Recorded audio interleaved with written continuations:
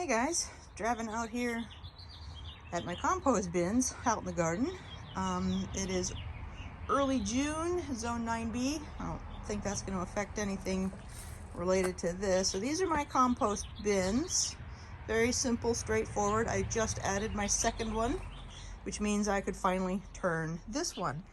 But the bottom part of it was ready to go. I've already had 2 of these wagon loads full, gotten beds prepped and planted, and let me tell you, this stuff is looking really good. Let's see here.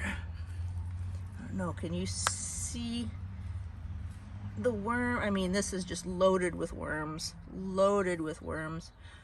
I threw everything in here. I made some mistakes. As you can see here, what I did at the very beginning was I lined the edges here with cardboard, so that way it would kind of keep things contained, but the cardboard was not so airproof that it would prevent aeration. That was a huge mistake. I will never do that again, for a variety of reasons, not the least of which is the PFAS chemicals, or the everlasting, is that what they're called? The whatever, they're the ones that never go away. And so I've been pulling, when I got down to them and scraped up one of those, the print would literally peel off and I would just throw it away. The other mistake that I made was using the sales flyers. Here, let me pull one out. Show you. So I used the sales flyers as browns, and I stacked them up, and you can see how much these guys have compacted, and they've become a solid sheet and very stiff. They did not break down like I was expecting them to, so I'm having to peel them apart to get air in them, but you can see the worms have been able to get through here in some cases, and they've turned them into little nurseries. So it's kind of a win-lose type of a scenario. So I've thrown these into my second bin over here. And when this one's empty, the new stuff will get moved back over to here. And this is going to be my processing bin. This is going to be my new one that fills up. And then once I've reached a certain point, I'm going to take it, chuck it over into this one, and it's going to finish composting over here. Now I don't have 3 bays. You can see I don't have room for a third one, so I'm pleased that I managed to get 2 in the yard, and that the hubby would consent to that, because it's around the corner from the house. You can't see it, and because I did a lot of studying to try and get the understanding what it means when you're adding browns and greens together in the right mix, so that way it ends up working really well. So this compost smells great. I've not had any problems with it. I've not had any rats. Knock on wood. Knock on wood. But my neighbor's 2 cats have now left, so that may have been a deterrent that is no longer an active deterrent. So I'll have to keep an eye on it. But as you can see, I've been using shredded paper. That's actually the pink and the green and the yellow came from note cards that I had, a whole bunch of note cards from when I took my PMP exam, and so I just shredded all my notes and used them in here, and they worked well as a green, or excuse me, a brown.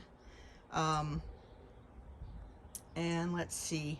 So anyway, for the greens and browns, and I'm sorry, I don't remember where I saw this from, but I thought it was brilliant, and it made it very simple to do. So if you do a search in YouTube for the 1, 2, 3 method of composting, the guy had numbers assigned to the different types of greens and the different types of browns based on their intensity. So like manure has a lot more nitrogen in it than a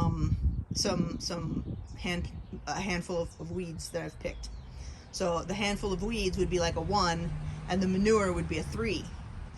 And so when I add whatever the material is to the bin, I would try and add the corresponding number of browns to it. Like, for example, wood chips is as high in carbon as manure is high in nitrogen, so both of those are 3s.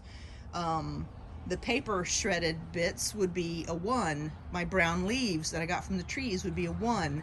But the cardboard, because it's thicker, would be, and it's the way it's denser, that would be a 2. So I would try and keep mind of not only how much of each green I would add, but what the numbers were, how intense was it in the nitrogen, and then try and match the browns to go with that. And it's worked well.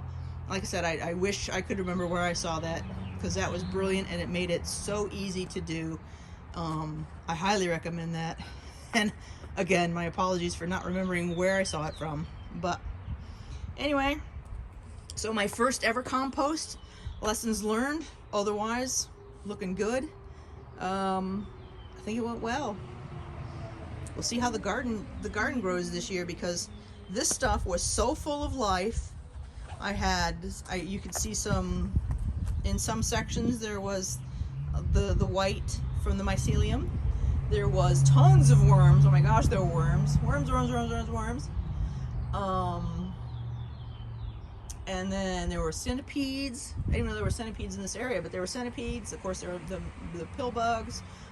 There were all kinds of life in this, which was great. And then when before finally building that second one, so I could get to the compost that had been made over the past year, in the first one, I went out and bought a cubic yard of the forest compost, which was commercially composted, and it looks okay, but no life, 0 life in it. Nice and brown, or nice and dark brown, almost black, but no worms, no bugs, no fungus, nothing. So it's been interesting to compare the two, and I will definitely do a walkthrough at the end of the year and point out how the different things grew in comparison to the 2 types of compost that were added to the beds.